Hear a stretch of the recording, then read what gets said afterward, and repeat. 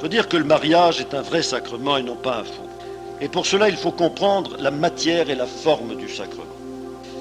Là, je suis obligé de vous rappeler ce qu'est la matière et la forme du sacrement. Vous savez que la matière, c'est l'action humaine. Par exemple, lorsque le prêtre verse de l'eau sur le front d'un enfant. Et la forme qui indique le motif surnaturel et le bienfait qu'on escompte de cette action, elle est dite par la parole du prêtre, je te baptise au nom du Père, du Fils et du Saint-Esprit. Quelle est la matière et quelle est la forme du mariage? Eh bien, quand on demande ça aux chrétiens, ils sont bien embarrassés. Beaucoup répondent d'une manière tout à fait erronée. Et ils seraient encore plus embarrassés s'ils savaient que leur embarras vient de l'embarras de l'Église elle-même. Car si curieux que ce soit, l'Église a marié les gens selon de grandes différences de rites, une très grande différence de rites à travers les siècles. Elle a toujours, même au Concile de Trente, reconnu la liberté de tous ces rites, espagnols, français, romains, etc. Et elle nous a laissé dans la plus grande indécision sur la matière, c'est-à-dire le geste, et la forme, c'est-à-dire la parole du sacrement. Les uns donnent de fausses réponses. Ils disent la matière, c'est l'anneau. C'est quand l'homme passe l'anneau au doigt de sa femme. Alors ça, c'est la matière. Et en Orient, il n'y a pas d'anneau, mais on donne un voile, on couvre la fiancée d'un voile, et puis on met sur la tête du fiancé et de la fiancée des couronnes. Ils disent, c'est ça la matière du sacrement. Non, c'est pas la matière du sacrement parce qu'on ne trouve pas ça partout.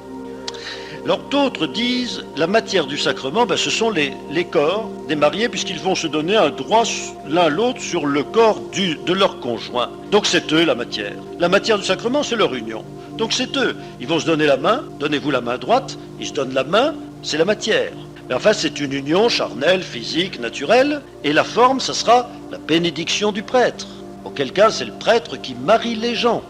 Alors eux sont évidemment la cause dispositive, ils sont venus là, ils échangent leur consentement, ça serait le prêtre qui donnerait la force de Dieu à cette affaire-là. La parole du prêtre rendrait le prêtre ministre, et d'autant plus que dans notre forme ancienne, romaine, du mariage, beaucoup d'entre vous ont reçu le mariage ainsi, ou se sont donné le mariage en croyant qu'ils le recevraient du prêtre. Le prêtre leur a dit avec un autoritarisme comme autrefois, donnez-vous la main droite, donnez la main droite, et il a dit ego coniungo vos, ce qui veut dire je vous marie au nom du Père, du Fils et du Saint-Esprit. Alors quand vous étiez enfant, il vous a dit je vous baptise, et maintenant il dit je vous marie. C'est le ministre du baptême, donc c'est le ministre du mariage. Des pères de l'Église l'ont soutenu au Concile de Trente. C'est resté une doctrine qui n'est pas interdite, mais c'est une doctrine qui est tombée en faveur d'une autre doctrine. À savoir que même quand il n'y avait pas de prêtre, jusqu'au Concile de Trente, c'est une réglementation de l'Église qui impose que le prêtre soit là, nous verrons pourquoi tout à l'heure, même quand un homme et une femme se donnent l'un à l'autre, échangent leur consentement, avec ou sans anneau, avec ou sans voile, avec ou sans prêtre, le mariage, si ce sont des catholiques, le mariage est le sacrement. Donc c'est le mari et la femme qui sont les ministres du sacrement. Quelle est donc la matière et la forme? Saint Thomas dit, c'est le oui que prononcent les époux. On dit, c'est la matière ou la forme? Il dit, c'est les deux à la fois. Bon, c'est le oui en tant, dit-il, que ces paroles expriment le transfert des droits de l'un sur l'autre, en tant que c'est un contrat matériel, j'aurai droit de faire ceci, tu me laisseras le droit de faire cela, tu auras le devoir de faire ceci. Alors ce oui est la matière du sacrement en tant que comportant les éléments du don mutuel, et c'est la forme du sacrement en tant qu'exprimant la volonté ou l'acceptation des mariés. Bon, vous trouvez ça dans saint Thomas. Je vous l'ai dit, vous avez peut-être compris, dans 3 minutes vous aurez oublié. Alors, je dis que c'est quand même une énigme qu'on ne trouve pas dans ce sacrement, une matière et une forme qui vous parlent, qui vous fassent comprendre ce que c'est que ce sacrement. D'où l'idée, je suis au regret de dire que l'Église sur ce point-là possède la vérité comme ça sans la creuser depuis 18 siècles. Et alors le mariage, oui, on s'est marié à l'Église, on sait ce que ça veut dire, on sait les conditions, on ne pourra pas divorcer, etc. Mais quand on vous dit, mais alors, le mariage, ça vous a donné quoi? Oh, ça nous a donné la bénédiction, la grâce. Mais quoi encore? Soyez précis. Le signe, la matière, le mariage, c'est un sacrement, c'est un signe sensible. Alors, le signe, ça vous dit quoi? Silence dans les rangs. Alors, je vais vous proposer une doctrine. C'est là que je vous propose mon opinion. Car en face d'une énigme incroyable et irritante, qu'est-ce que cette matière qui, depuis le commencement de l'Église, depuis le Christ, est toujours et partout présente et qu'on n'a pas encore bien repérée? Quelle est cette forme qui a toujours été prononcée, toujours et partout, qui est au centre du sacrement et qu'on n'a pas encore détectée? Eh bien, je vais vous les dire. Je vais vous les dire de telle manière que les gens qui sont chrétiens de tradition diront « Oh, ben évidemment !» Et les modernes diront « Ah, ça, jamais !» Ah, vous voilà bien curieux. Eh bien, la matière du sacrement. Rappelez-vous ce que j'ai dit tout à l'heure. La matière du sacrement, naturellement parlant, c'est le corps de la femme. La matière du sacrement, ce dont il s'agit, c'est du ventre de la femme. Et il ne faut pas qu'il soit stérile. S'il est stérile, il n'y a pas de matière du sacrement. Elle ne peut pas se marier. C'est son ventre qui nous intéresse. C'est son ouverture. C'est son accueil. C'est son appel. Elle est faite pour ça. Elle est faite pour être prise jusqu'au fin fond des entrailles. La matière du sacrement, c'est ça. Elle est comme une cire molle. Il faudra qu'elle se laisse posséder. Mais en même temps, il faut qu'elle donne son consentement. C'est une matière consentante. On ne prend pas une femme de force. Il n'est pas question de faire du sacrement et un viol. Il faut qu'elle se donne. Et donc, naturellement, il faut qu'elle consente, et qu'elle consente comme son épanouissement, qu'elle trouve là son épanouissement. Naturellement parlant, sa liberté doit être. Maintenant, surnaturellement, nous sommes dans le sacrement. Ça, c'est les sans-dieux qui parlent ainsi. Mais surnaturellement, le oui de la femme, c'est une acceptation de tout ce qu'elle va pâtir. Elle va pâtir. Et en disant oui, elle accepte de pâtir. C'est elle qui paiera. C'est dans son ventre que ça se passera. Et c'est elle qui aura toute la charge. Mais elle y voit une vocation, elle y voit une source de grâce. Et chrétiennement, vous voyez, naturellement, c'est de son ventre qu'il s'agit. Surnaturellement, elle sait ce qu'elle va pâtir et elle accepte. Et chrétiennement, c'est le fiat de la Vierge au pied de la croix. Ah, une femme qui dit oui le jour de son mariage, si elle savait ce qu'elle fait, eh bien elle saurait qu'un jour un glaive lui percerait le cœur. Et elle doit dire ce jour-là la parole du Christ, qui veut sauver sa vie la perdra, qui perd sa vie la trouvera. Elle s'engage dans une sujétion, non seulement à son mari, mais aux enfants, mais à tout cela. C'est un oui d'acceptation chrétienne à la mort en vue de la résurrection. À sa mort, à son sacrifice à elle, en vue de la naissance de nouvelle vie. C'est un oui passif, c'est un oui de patiente, c'est un oui de passion. Ça, c'est la matière du mariage. C'est la cire molle. Et la forme du mariage, naturellement parlant, ce qui donne sa structure à la chose, ce qui donne sa force à l'action, c'est la puissance virile. Naturellement parlant, il faut que l'homme ne soit pas un eunuque. S'il est eunuque, impuissant, il n'y a pas de mariage. Vous le saviez peut-être. L'impuissance rend impossible le sacrement de mariage. C'est l'initiative de l'homme, c'est l'action de l'homme, c'est lui qui va agir.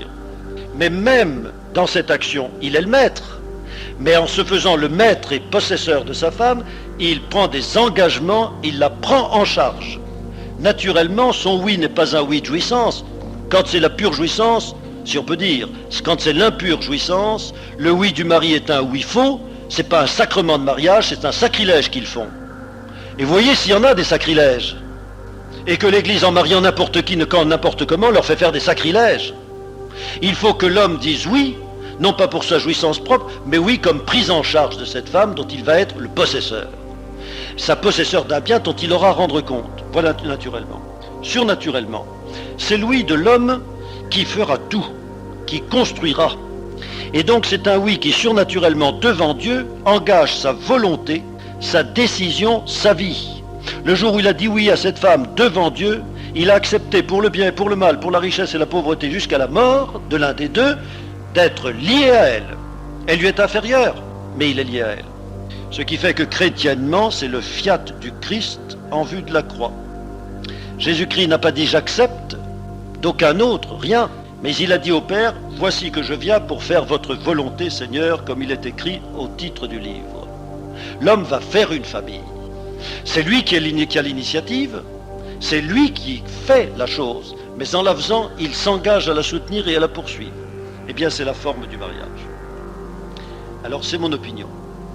Lorsqu'ils disent l'un l'autre oui, et d'ailleurs, il y a dans la tradition la plus lointaine une différence notable avec notre mariage moderne, Dans notre mariage moderne, on demande à monsieur s'il veut épouser madame, mademoiselle, et on demande à mademoiselle si elle veut épouser monsieur. Et alors ça prive le mariage de toute sa signification profonde, parce qu'on les a tellement mis à égalité que c'est comme deux joueurs de boules qui jouent chacun sa boule l'un après l'autre. Tandis que dans les mariages anciens, écoutez donc, tenez, à Nevers en 1582, on mariait les gens en demandant un tel, n'avez-vous pas déjà signifié à une telle ici présente que vous vouliez la prendre pour épouse? Il répondait oui, c'était la formule du mariage. Et elle, on ne lui demandait rien. Mais à Tours, écoutez bien ça, c'est tellement merveilleux. Tellement merveilleux. On ne lui demandait rien, mais il fallait qu'elle accepte. Et voici pourquoi la formule de Tours est une formule parfaite, à mon avis. Et elle parle. Tiens, j'aurais eu l'idée de me marier un jour, j'aurais choisi cette formule-là. Et j'aurais choisi une fille qui comprenne que c'était la plus belle du monde. Pas elle, mais la formule. Tours, en 1570. Vous, un tel, disait le prêtre, prenez-vous une telle ici présente pour femme, et vous jurez que vous tiendrez foi, loyauté, vous la garderez, et lui en baillez la foi, c'est-à-dire lui en affirmer la fidélité. Donc le prêtre, vous un tel, prenez-vous une telle ici présente pour femme, et vous jurez que vous tiendrez foi, loyauté, vous la garderez, et lui en baillez la foi. Le fiancé, oui, je lui en baille la foi. La fiancée, eh bien, je le prends. Voilà. Voyez-vous, on voit toute la différence entre l'homme et la femme. C'est l'homme qui prend, c'est la femme qui accepte. Vous me direz peut-être, mais le pouvoir, il y a une objection à ceci, c'est que dans nos rites, on demande d'abord à l'homme s'il veut. Or, il faut d'abord une matière pour que s'exerce une forme sur cette matière. Eh bien, c'est très curieux, mais c'est très vrai, on commence par l'homme. Le oui de l'homme est premier. Il fait le sacrement. L'homme fait le sacrement. Il est comme le prêtre dans cette affaire-là. Vous allez voir. Il est comme le Christ. C'est lui qui fait le sacrement. Et en le disant son oui, il se donne le pouvoir d'être chef de famille, d'être époux et d'être père. Il se donne le pouvoir, mais il n'a encore personne sur qui exercer ce pouvoir. À ce moment-là, on se tourne vers la femme et on lui demande si elle consent à la proposition qui lui est faite. Le consentement de la femme soumet à ce pouvoir une matière. De la même manière que quand on consacre un évêque, on le fait évêque, figurez-vous. Et il a le pouvoir épiscopal. Et ensuite, il reçoit du pape une dépêche qui lui dit « Vous êtes nommé à tel diocèse ». Et son pouvoir épiscopal, qui ne s'adressait à rien, il avait le pouvoir, mais il n'avait pas de diocèse.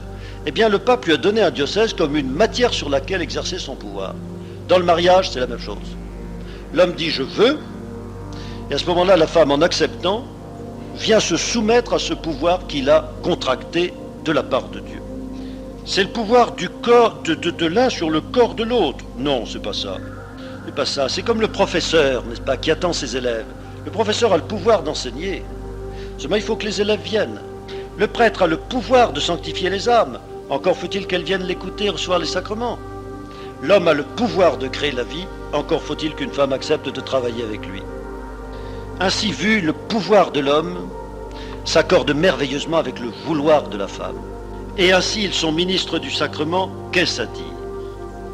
Eh bien, c'est dire ceci, qu'au moment même où il s'engage, l'homme fait un acte qui ressemble tellement à l'acte du Christ, lorsqu'il a décidé de sauver l'humanité, de se donner à l'humanité pour le meilleur et pour le pire, qu'en faisant cela, se disant chrétien et baptisé, l'homme mobilise le Christ à lui donner comme une partie de son pouvoir et de sa vertu. Si j'osais dire, je dirais que l'homme, au moment où il dit son oui, il est un peu le Christ. Et il reçoit une énergie qui est quelque chose de l'énergie du Christ pour sauver le monde. Entendez bien, il reçoit en lui une énergie. Et la femme, en acceptant, eh bien, elle se met exactement dans la même disposition que l'Église, l'humanité, quand elle reçoit la grâce du Christ. Et elle entre donc en participation des vertus et de la perfection de l'Église. C'est ce qu'il nous reste à expliquer dans notre troisième partie. C'est la grâce du sacrement. Et sur la grâce du sacrement, je pense que nous avons d'admirables choses à dire. Lorsque les protestants disent que le sacrement, qu'il n'y a pas de sacrement, que le mariage est une réalité purement humaine, ils vont tellement loin dans le sens de l'athéisme et du naturalisme que eux-mêmes se rendent compte qu'ils ont laissé échapper toute la richesse de l'Évangile. Alors ils disent, comme beaucoup de catholiques, oui, mais quand un homme prend femme, c'est pas seulement une réalité purement charnelle, biologique, ni même humaine, c'est une réalité chrétienne en ce sens que ça ressemble à l'union du Christ avec l'Église. Ça ressemble. Et vous trouvez dans beaucoup de livres, et vous vous dites, c'est évidemment la doctrine chrétienne, catholique, que le mariage des époux est le symbole, le signe du mariage ou des épousailles du Christ et de l'Église, parce qu'il le représente. Eh bien, c'est très insuffisant. Parce que si c'était que ça, mes pauvres amis, vous, monsieur, et vous, madame, époux et épouse, vous seriez livrés dans le combat quotidien à vos seules forces. Et alors, un homme et une femme, livrés à leurs seules forces, pour ressembler à l'union du Christ et de l'Église, c'est difficile. Et quand ça ne marchera pas, soit dit tout de suite, le pasteur protestant viendra et vous dira « Ah, il faudrait que ça marche. Ah, mais vous êtes engagé à ce que ça marche. Ah, mais c'est très mal si ça ne marche pas. » Vous direz « Et puis après, cher ami, si vous étiez à ma place ?» Et le pasteur protestant n'aura rigoureusement rien d'autre à vous dire que « Ah, mais attention, c'est la morale. Attention, c'est nécessaire. Attention, c'est le devoir. Et attention, c'est le péché. » Vous direz, oui, mon cher ami, mais moi, vous voyez, j'ai plus la force de rester avec elle, c'est impossible. Alors le pasteur protestant, après vous avoir dit, ah, mais c'est grave, ah, mais il faut rester avec elle, il vous dira un beau jour, écoutez, alors dans ce cas, alors on va vous permettre de divorcer. Il est forcé de capituler. Pourquoi? Parce qu'il a fait du mariage une simple institution humaine et naturelle, et pour augmenter votre désarroi, votre désespoir, il va se dire, et puis voyez cette union-là, elle ressemble à celle du Christ et de l'Église. Nous sommes dans de beaux draps alors, c'est le cas de le dire. Mais nous, catholiques, qu'est-ce que nous disons alors? Nous ne disons pas que le mariage est un signe, ou un symbole, ou une représentation inefficace. Nous disons que c'est un sacrement, c'est-à-dire un signe efficace. Qu'est-ce que ça veut dire? Encore une fois, cela veut dire, pour l'Église, que quand on se marie avec le sacrement, avec l'intention de s'unir au Christ et à l'Église dans ce signe même, l'homme participe à la vertu du Christ et la femme participe à la vertu de l'Église. C'est-à-dire que vous, mariés à l'Église, sachez bien que vous recevez une participation à des énergies divines pour être homme, pleinement homme et mari, et vous, pour être femme, pleinement épouse, avec tout ce que cela comporte pour être parfait. Et alors j'explique tout de suite. Quand ils nous disent de l'amour conjugal qu'il ressemble à l'amour du Christ et de l'Église, je dis non. L'amour des païens, l'amour libre, l'amour même de ces bons athées que nous avons maintenant, qui sont des gens respectables, qui se marient comme ça mais sans aller à l'église, cet amour-là ne ressemble pas à l'amour du Christ et de l'église parce que vous me la baillez belle. Mais j'ai pas l'expérience de ces choses, mais ce que je sais, c'est que l'amour humain, depuis le péché originel, il est voué à la corruption et à la mort. Il y a une usure de l'amour, vous pourrez me dire le contraire, ceux qui disent le contraire ne savent pas ce dont ils parlent. On aime beaucoup, on aime passionnément, et puis on aime moins, et puis un beau jour on s'aperçoit qu'on n'aime plus du tout. C'est parce que l'amour et la vie ont des rapports tellement étroits, je vous l'expliquais tout à l'heure, que le châtiment du péché originel qui a condamné la vie à mourir entraîne un châtiment semblable sur l'amour. Tout amour humain est de soi corruptible et mortel. Ne me racontez pas d'histoire. L'amour est mortel, que peut-on faire? Ne plus se marier? Évidemment, c'est ce que disaient les apôtres, dans ce cas-là, il vaut mieux pas se marier. Si c'est un sacrement, voilà. Au paradis, la sanction universelle du péché a été « tu mourras de mort ». L'amour humain comme la vie désormais s'épuise, plus ou moins vite, mais naturellement il va à la mort. Un beau jour, l'autre, qui était soi comme deux en une seule chair, devient comme un étranger. La faiblesse protestante, c'est de dire lorsque cet épuisement survient, il n'y a plus qu'à pratiquer la méthode Coué et se dire on s'aime quand même, on s'aime quand même. Et comme ça ne marche pas, ça se termine, n'est-ce pas, par le divorce. La force catholique, et il n'y a que nous qui pourrons le faire, et voilà pourquoi l'Église n'a jamais accepté le divorce, c'est de dire ceci, c'est un sacrement, c'est un don de grâce caractéristique, c'est un pouvoir spirituel de reconstitution de nos énergies morales et spirituelles de telle manière que sans cesse l'amour renaît, l'amour est nourri par le Christ et par l'Église, l'amour est plus fort que la mort. Notre sacrement fait que notre amour est plus fort que la mort. Et c'est tellement vrai que nous en trouvons le modèle dans le Christ. Jésus a donné sa vie pour son Église, et parce qu'il avait donné sa vie, Dieu l'a fait ressusciter. Dans la mesure où l'Église reçoit le baptême et l'Eucharistie du Christ, c'est-à-dire l'eau et le sang jaillis de son cœur, l'Église trouve de siècle en siècle, toujours et perpétuellement, une nouvelle fontaine de jouvence. Elle est toujours neuve, elle est toujours forte. Eh bien, dans la mesure où un époux a dit oui mais un oui de chrétien, c'est-à-dire un oui dans le Christ, c'est-à-dire un oui qui avait pouvoir d'animer le Christ, de mettre Jésus-Christ avec lui dans son oui, cet homme reçoit du Christ pour toutes les difficultés de son mariage, et jusqu'à la mort au service de sa femme et de ses enfants, il reçoit une force suffisante pour dominer les épreuves. Et de la même manière, la femme, dans la mesure où son oui était le oui de l'Église, elle reçoit du Christ par son mari, dans l'action conjugale, dans l'union conjugale, elle reçoit précisément des forces de vie pour que son amour ne s'épuise pas. Cet amour ne peut pas ne pas s'épuiser humainement, cet amour peut être sans cesse reconstitué par le sacrement. Alors la solution de l'antinomie esthétique classique, si l'amour naturel est épanoui de soi-même, s'il grandit, si quand on s'aime de plus en plus, alors c'est une image de l'amour divin. Et il n'y a pas besoin de sacrement. Mais hélas, c'est un rêve. Et tous les gens d'expérience en riront. Si au contraire vous dites que l'amour naturel est épuisé et qu'il meurt, et que cela est impossible de tirer de la vie de cette mort, ou que vous dites que l'amour naturel est abject et qu'il devient une caricature de l'enfer, on en tirera que le sacrement de mariage sera inopérant.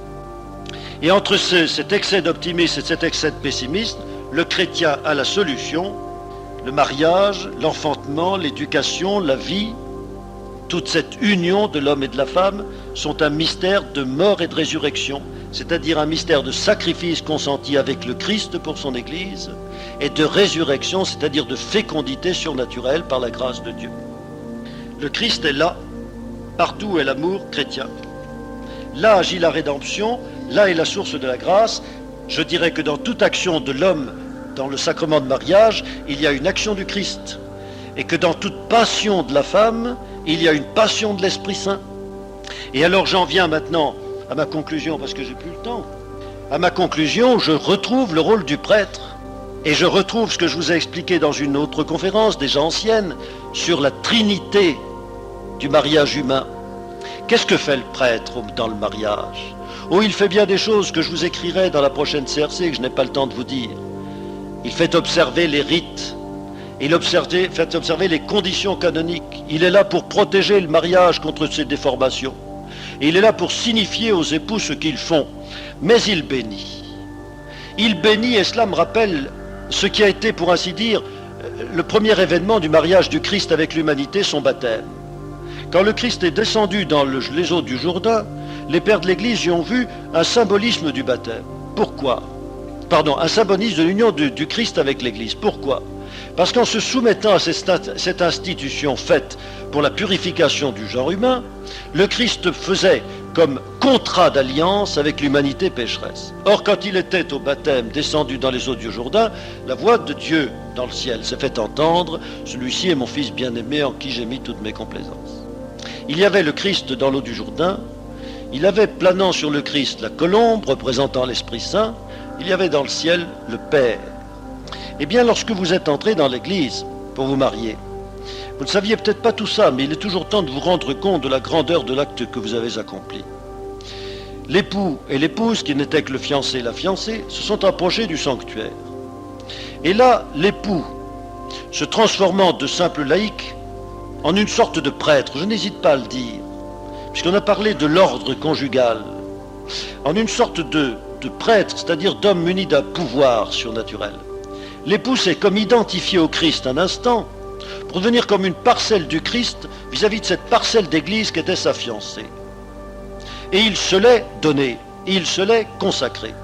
Et le Christ se l'est consacré lui-même par la bouche de l'homme disant son oui. Le Christ était là en lui.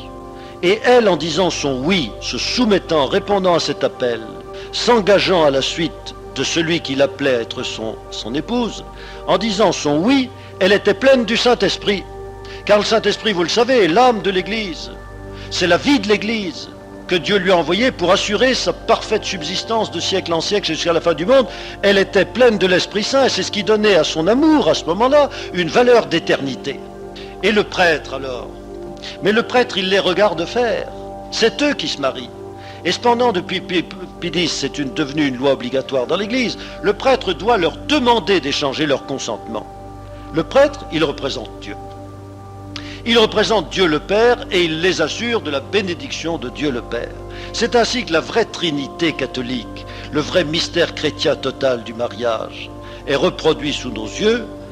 Devant tout mariage, nous pouvons dire que le prêtre représente Dieu, donnant pouvoir à son Fils Jésus-Christ, représenté par l'homme, de sauver son Église, la femme, pleine du Saint-Esprit à ce moment-là, pour faire une œuvre immortelle.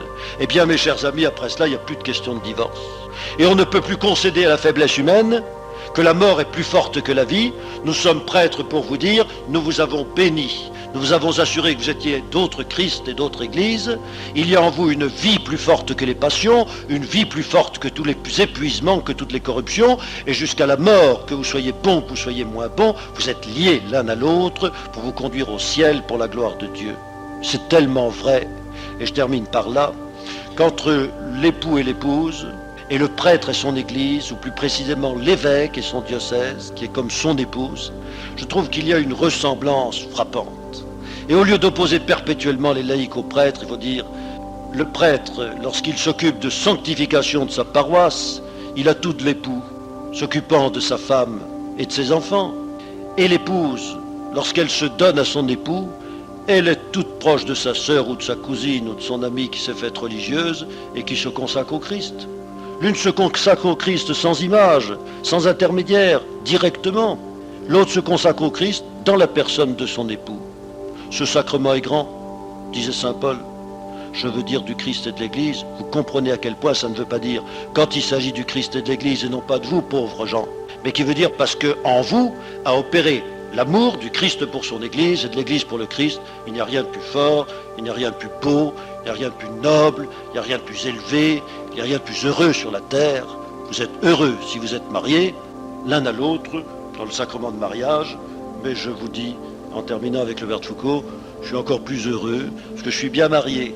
Mais le père de Foucault, qui était une âme, du moins à Nazareth, au début de sa vie mystique, qui était une âme comme féminine, disait, je suis marié à Dieu. Et je peux vous faire des confidences, mais enfin, moi je dis je suis bien marié, mais je dirais plutôt je suis marié à l'église ou à ma portion d'église.